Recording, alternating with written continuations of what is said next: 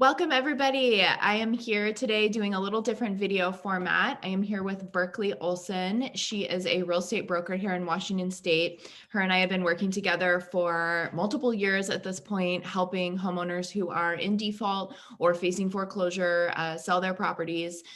She works on what I call both kinds of sales, which are equity or traditional sales and short sales as well. If you want more information around which kind of sale is best for you or which kind of sale works with your financial situation, there's another video on this page that you should watch for that. Berklee or I can also help you figure out which territory you're in as well. If you are already a subscriber, welcome back. If not, make sure you subscribe and like the videos. That's how we can really disseminate the helpful information to everyone. But we're here today to just kind of talk about the process between me and Berklee. There are other videos with a few other agents on this page, but basically when a homeowner comes to me or they come to Berklee and they know that they are either in default or facing foreclosure, for many homeowners, selling the property, getting a fresh start, moving out of the home is kind of the best decision for them. As you guys know, I help people try to stay if that's what they want to do, but some people end up in a position where they either have to sell or it's just the better decision for them. So I just want to kind of introduce you to some of the agents that I work with and kind of get their frequently asked questions out there and kind of get their perspective on some of the things that we do. So Berklee, why don't you just kind of tell us a little bit about yourself and tell us kind of what areas in Washington you primarily work in, and we'll just kind of go from there. Okay, sounds good. Hey guys. So I work primarily in the Pierce County area, Thurston County, Snohomish County, and King County. So little all over the place here on the map. But I've been working in real estate for the last 5 years. I've been on the West Coast working in real estate for the last 3 years. So kind of came back to old stomping grounds and you know, just been doing real estate here and found myself in this niche of helping people in foreclosure. So, Yeah, Berklee, one of the pieces of feedback I get frequently from clients who work with Berklee is that she's super compassionate. She's a great listener and she makes people feel like they can really explain their specific hardship circumstances, which do matter. And so, if you're somebody out there who is wanting somebody who's going to be a good listener, Berklee is going to be your girl. So Berklee, as we know, there are a bunch of different agents out there. Tons of different people do these things. Working with a homeowner right. in default or facing foreclosure is a very particular kind of situation. And so do you have any thoughts on like what makes an agent a good agent for somebody who's kind of going through the particular circumstance of facing foreclosure? Yeah. So if a homeowner was looking to interview an agent to see if they're the right fit for them, and their, unique circumstance that they've found themselves on, I would say that finding a real estate agent that is full time would be ideal because that if there's time sensitive matters that they need to respond to, or you're reaching out looking for a document that the bank needs that afternoon, that they're not tied up in a different 9 to 5 job and they can't get to that urgent matter. So I would say finding an agent that's full time and accessible would be number one for sure. Also, finding an agent that has a good network. So, like, how great is your relationship with your title and escrow agent? Your designated broker, are they available if you run into any hard pressing questions that they don't have the answer for? Those relationships help transactions like this go smoother. So short sales, time sensitive files, it just works really well. I would also say if you're, talking to a real estate agent that you're considering, how much experience do they have in, selling a house? Do they primarily work with buyers? And if so, that's great. I mean, you need a buyer if you want to sell your house, but how much experience do they have listing and what does that look like? How many short sales have they closed? Things like that. Yeah, that's awesome. I told Berklee at the beginning of the call that she's going to say something that's going to make me want to say something that we didn't plan, and it's already happened. But I think a really important point that I want to emphasize is having that connection between an agent and then the escrow agent and title companies that they use, it's different when you've got a foreclosure and you've got a default going on, especially if it's a short sale with multiple liens attached to the property or some sort of time crunch like a foreclosure sale date. Having that partnership between an agent and an escrow company where they know how to keep the numbers updated proactively, where they can Mhm. quickly, and they've had that before, it's something to be aware of, because that is kind of the third party escrow. For those of you who don't know, escrow is kind of the third party that disperses all the funds and handles all the money. And so having them have experience as well is something that I have forgotten to tell you guys about until now, but that's definitely important. I think that genuinely keeps the file proactive, so you're not reacting to things that are on title in the middle of your transaction and you hit bumps in the road. So just to kind of piggyback off what you just said. Yeah, so I love this concept of proactivity versus reactivity.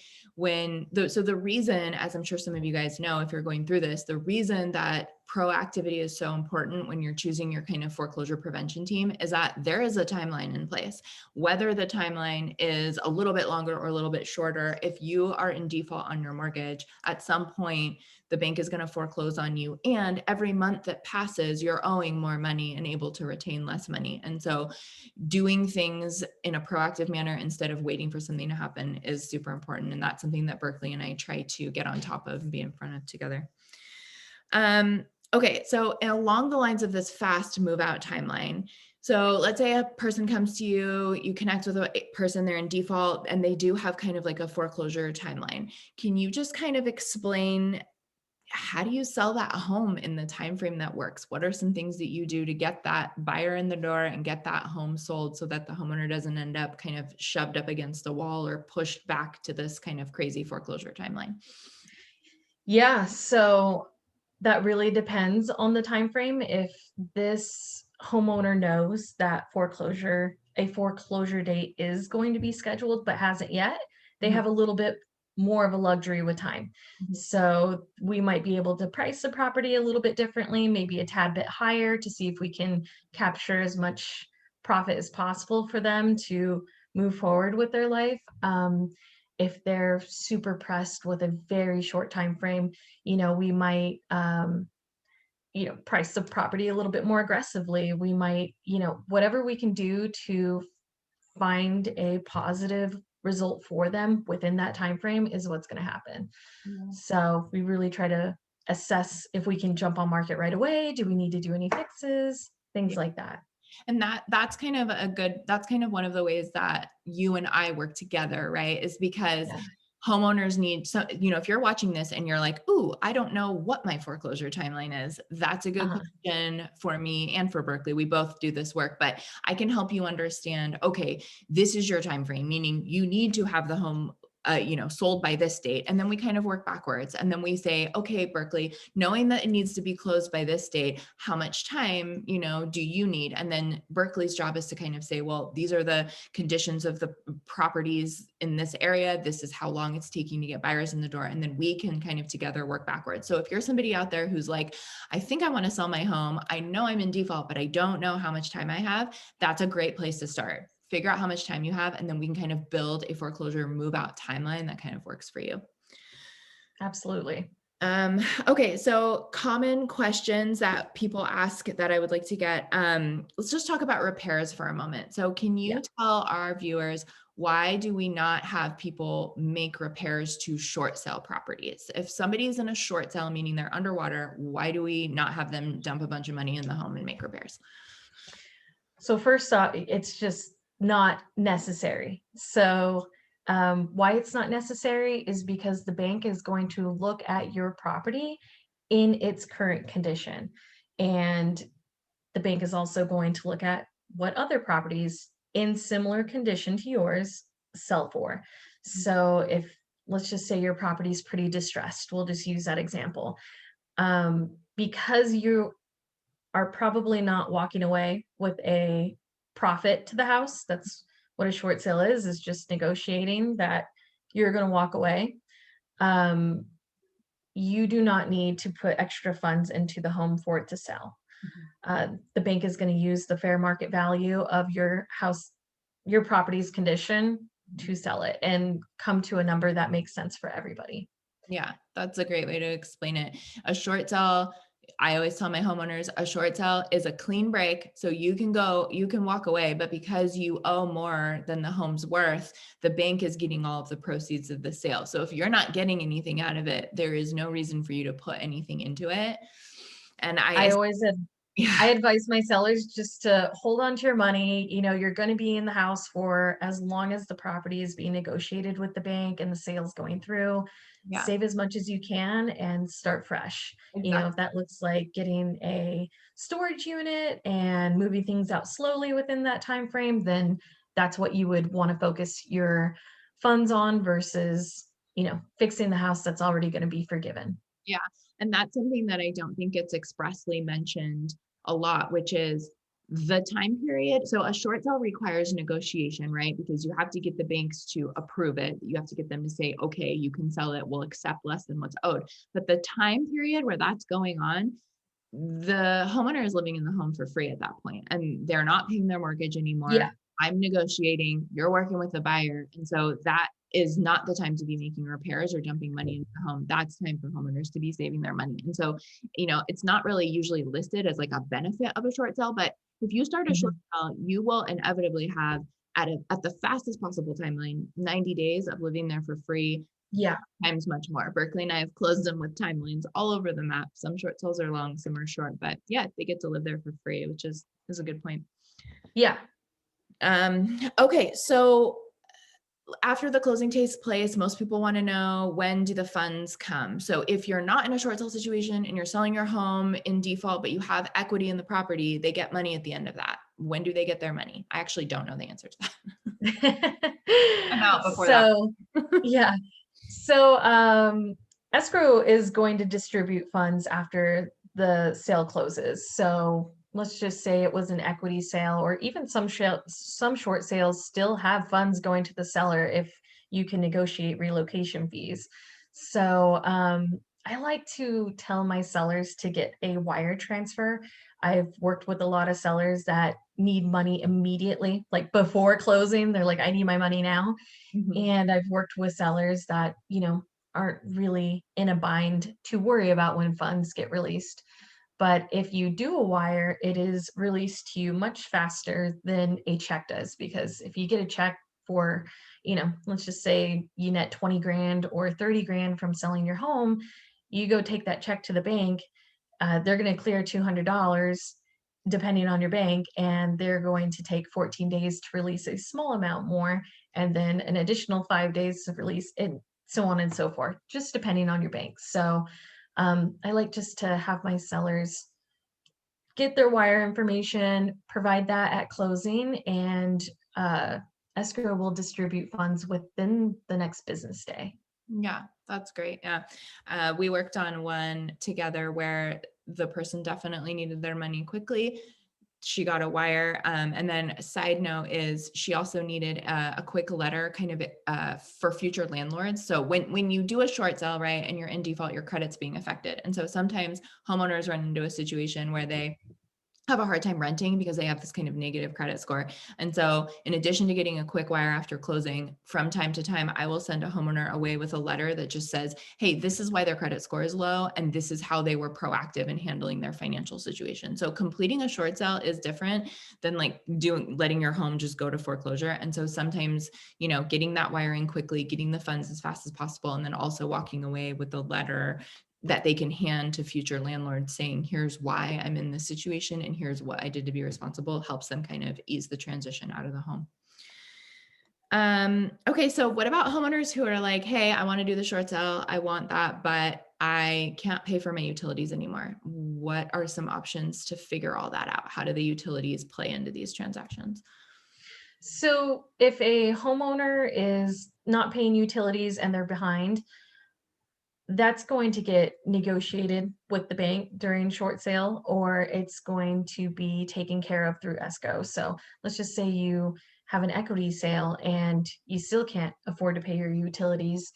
If there are net proceeds through that sale, it's going to be covered at escrow. So again, like we said, escrow will take funds and pay off public liens as well. So public utilities will get paid out of escrow with using your net proceeds. So it won't actually come out of your pocket if you don't have the funds. Mhm. Basically, there's ways to work it out. And Yeah. I think so on my end, when I'm negotiating with the banks, I always ask if banks can cover utilities. That's just a policy of mine. Some investors will, some won't. But when I start the negotiation, I move forward with the presumption that like, hey, bank, let's pay some of the utilities. And then if that doesn't work, there's some other sort of solutions there. Um, so I think we're getting kind of to the end of what I wanted to talk about, but so people who are in default facing foreclosure, right? Not a fun place to be. It's not an No. enjoyable experience. And I think a big question, I don't know if I necessarily asked this to you in the email beforehand. However, something I get a lot from people is this going to be kind of a private, confidential process? And I'm just wondering if you wanted to talk a little bit about your confidentiality or like how you can kind of keep this from becoming like a big deal in the neighborhood where everybody knows this client is kind of going through a hard time. Is there anything you want to say toward that front? Yeah, and I'll agree with you that I have a lot of sellers that are concerned with the same exact thing. Clients that are like, "Hey, I don't want my neighbor to know about this." Yeah. And when we list the property that has a foreclosure date or does not yet have a foreclosure date, I do not advertise that in the listing. So it's not being advertised. It is public information. So unless your neighbor is savvy enough to, you know, look you up and investigate on their own, which is it's really unlikely that that would happen, but when you're in these situations, you feel like everybody knows. Yeah. So I can understand that. But no, we don't advertise that. We don't talk about that. There is a part of disclosing what type of sale it is, and if you're doing an equity sale, then it's an equity sale.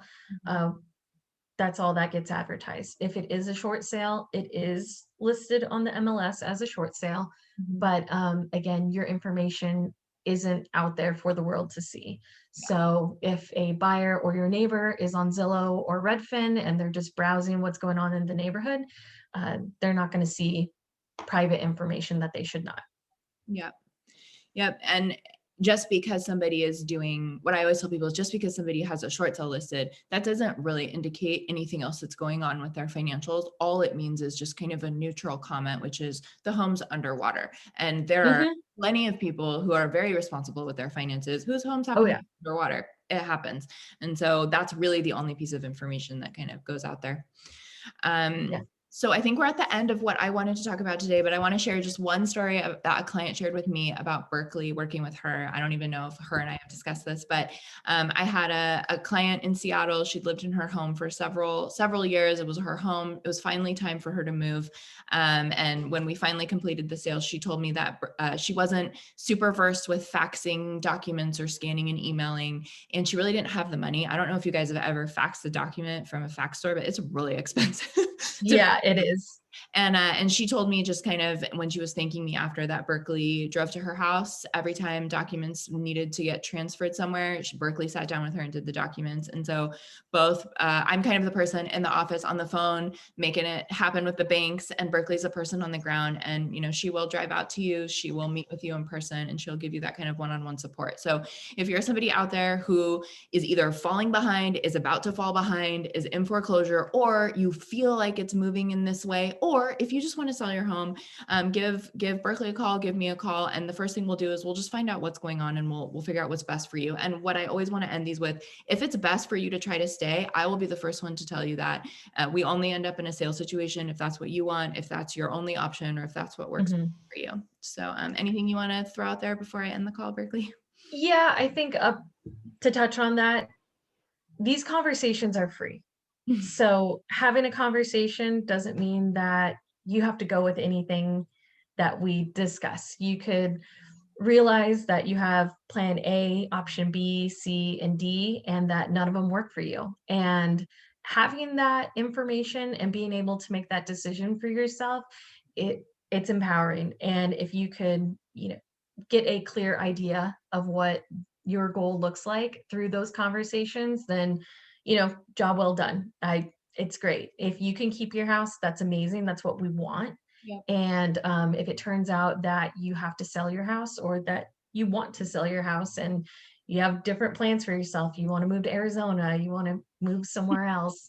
That's fine too. And you only sell your house once. So having as many tools in your tool belt to successfully do that is where you want to be. So we're just here to help you make those decisions and be successful in your next step. So Perfect. Couldn't have said it better myself. Well, it was so great having you today, Berklee. I'm sure we'll be in touch soon. And if you guys have any questions, contact information is on this page. You can always reach out to me. My website has a contact form, phone number. Find Berklee as well. I know where Berklee is. I talk to her a lot of the days, so we'll figure it out. Bye, guys. bye.